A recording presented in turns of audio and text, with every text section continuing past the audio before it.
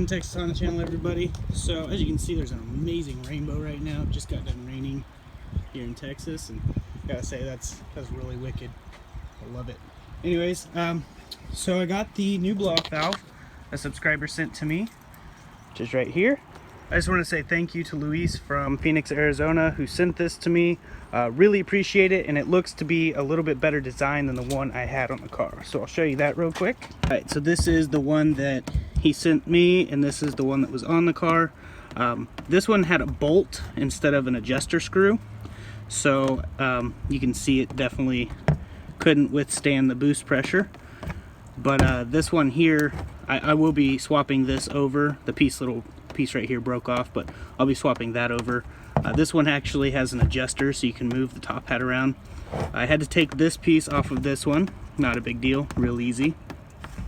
And this one seems like it might actually work a little bit better. The spring seems to have a better feel to it. This one kind of like catches and like pops, like it wasn't opening properly anyways.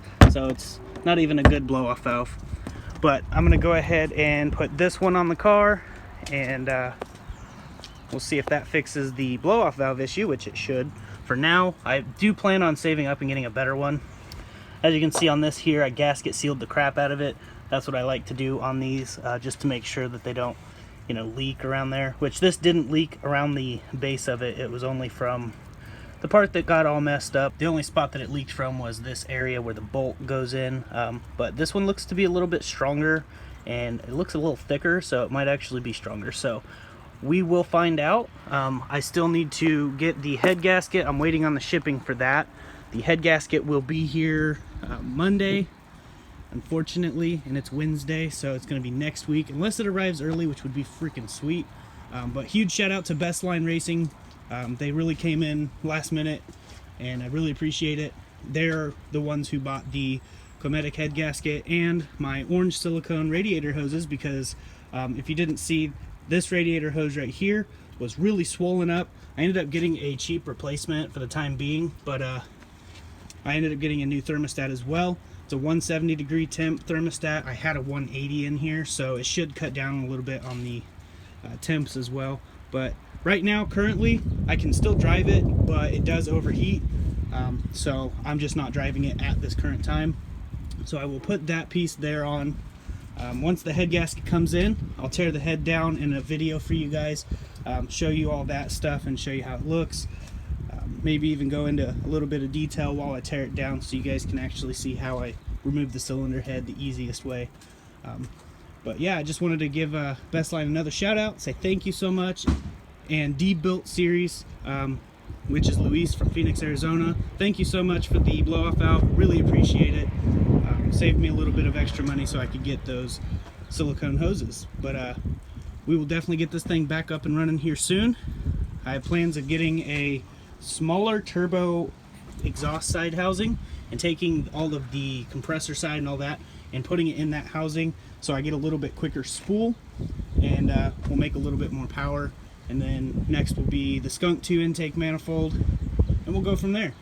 But I just wanted to show you that I got the blow-off valve, and I'm going to put it on real quick. Okay, so real quick, I did want to show you the inside of the blow-off valve and its differences. As you can see, this one here has like a little nice diaphragm that like a wastegate would have. It looks like to be really good construction, really good design, and it has an extra O-ring there. The top hats pretty much look the same on the inside. You know, that's basically how they look. So there's not much difference there, but this one does feel a little sturdier. This one feels really light and thin, so it's probably why it cracked. The spring on this one, which is the one that was on the car, seems really weak, where the spring on the new one looks better, and it's a lot stronger. But this one here, it has a diaphragm as well, but it like all pulls up together. What I like to do is take some of Best Line's No Squeak and lubricate inside of here where that shaft is, so that it moves up and down easier. This is the old one, but I already did that to this one, but I'll show you that real quick. Basically just spray it in there, That way it doesn't have any hang-ups, so whenever it actually goes to blow off, it'll open perfectly fine. But I really like the way this one's designed, so definitely going to use it. So we're basically just going to put this top hat back on to this piece with the spring in it and then bolt it on there.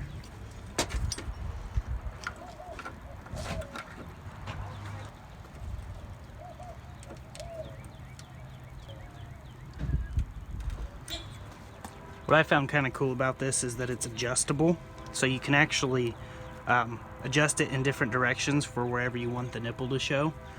I have it where I want it, but I just thought that was pretty cool. Alright, now it's ready to go on. We have it right now set to the softer side, so at like lower RPM, lower boost levels, it'll go make its little blow-off valve noises.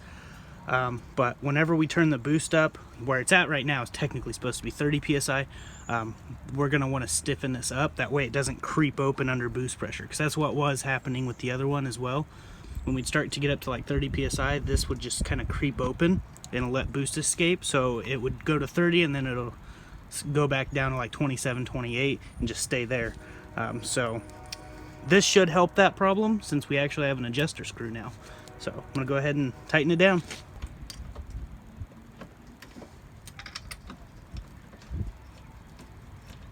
Alright, now I did put some black gasket maker on before seating this up here, so I did want to make sure you guys knew that. I forgot to show you. But black gasket maker, Permatex is what I use. I get it from Walmart, O'Reilly's. The black works really well for me. I don't like the blue. I never use that, not even for water pumps. But it works pretty good, so I highly recommend using that. And doing it on your bolts for like your turbo compressor housing, just putting some gasket sealer on the bolt threads, it'll keep them from leaking boost as well. So that's just a little tip I figured I'd give you guys. So now I'm going to go ahead and swap this over, or at least see if it will swap over. I do need to super glue the little piece that goes on here because Sinformant made this for me so that it has like an eagle whistle type sound to it. So I want to keep that on there, but it looks really nice on there and looks sturdy. It's not moving. So we'll connect the vacuum line. And I like to put little zip ties around these to keep them from blowing off under higher boost pressure, and that could cause a boost leak. So just keep that in mind to put some zip ties on here. I'll do that later, but just a little tip. Alright, blow-off valve is on there. Looks good. I'm going to warm it up, and then we're going to do like a little launch control rev, which will help build up boost, and we'll see if this blow-off valve works any better, even at lower boost levels. So I'm going to go ahead and do that.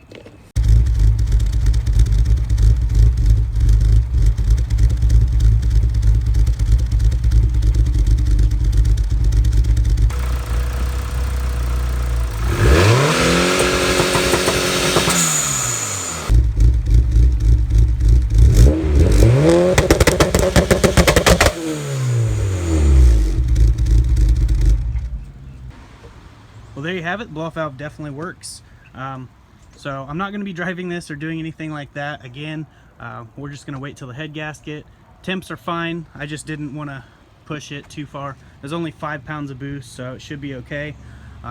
The hose isn't super pressurized, so I don't think we did any damage. So don't recommend doing that if your head gasket is bad, guys. I just wanted to verify that the blow-off valve works. So next on the list is the head gasket, and then we will go from there as to what's going to happen next. But a few people have asked me, how does it drive when you're just kind of cruising at highway speeds or whatever? So I took a video for you guys, so here's that video.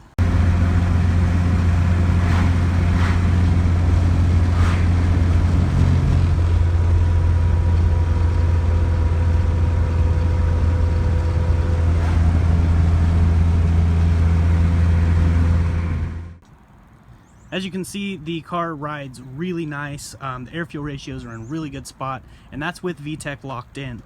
So people always say, "How? I bet you it rides like crap," or "How does it ride?" So that's a video for that. And it's idling really good, even with the head gasket the way it is. It idles really nice. But I did want to tell you guys that the head gasket isn't putting any coolant into the oil. It's only putting compression. It's just basically leaking the compression from the combustion chambers over into the coolant side. Nothing is getting into the oil. So I just wanted to point that out so everyone wasn't like, why are you starting it if it has a bad head gasket? Well, I mean, technically, yes, it does have a bad head gasket, sort of, but it doesn't really start acting up until you start putting boost into it. So yeah, that's why I wanted to point that out. But it still drives, it still runs, but we just don't want to push our luck, so we're just gonna leave it how it is. But wanted to show that blow-off valve getting installed and compare the other one side by side. But yeah, definitely got some big things coming soon, especially from Bestline Racing, so definitely stay tuned. We have a giveaway that we're going to be doing with Bestline as the sponsor for that. They're going to be giving away a performance package to one lucky subscriber. Details will be on the next video on the giveaway, so definitely stay tuned. If you're new here, definitely subscribe, because that will be one of the requirements to enter to win a Bestline performance package. So I will see you guys in the next video. I just wanted to get this video out and let you guys know what's going on. So see you guys in the next one. Till then, God bless, stay safe, and stay awesome.